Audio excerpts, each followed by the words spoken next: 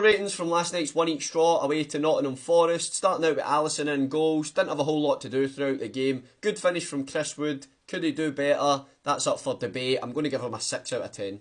On to Trent, and in a poor first half, he was the only one that seemed to give us any kind of angle, played a few dangerous passes into good areas. I'll give him a 7. Ebu was pretty solid up against a big burly Chris Wood. Actually found himself driving forward in the old Matip type runs a few times because Forest were sitting in so deep. I'll give him a 6.5. Van Dijk on the whole a pretty solid performance, but didn't cover himself in glory, dropping in to play Wood on side but not actually picking him up. Could have done better for the goal. I'll give him a 6.5 as well. Sadly, it's a familiar story when it comes to Andy Robertson. Just nothing was coming off for him last night. He is really struggling week in, week out now. I'm going to need to give him a 4.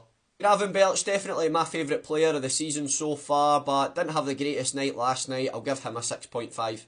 Maka I was pretty disappointed with last night. He did start to improve as the game went on, as was the case with a lot of players, but I think maybe he was just trying to force it too much in the first half. A lot of poor decision making. I'm going to give him a 5.5.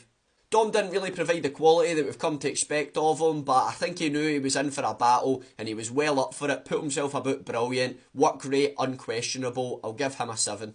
Salah, non-existent as we do see in games, but how many times does he come up with that big moment that we need? So I can understand him not coming off. Unfortunately, it just didn't happen last night. I'm going to give him a 5. Gakpo, arguably the best of the front 3 starters, but that's not really saying too much. I'll give him a 6 out of 10.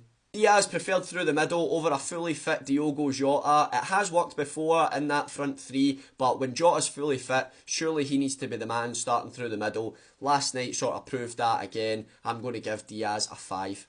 Special mention for the subs, Diogo Jota and Kostas Tsimikas definitely changed the game when they came on. Jota, man of the match for me, 8 out of 10. He could have come on and got a hat-trick.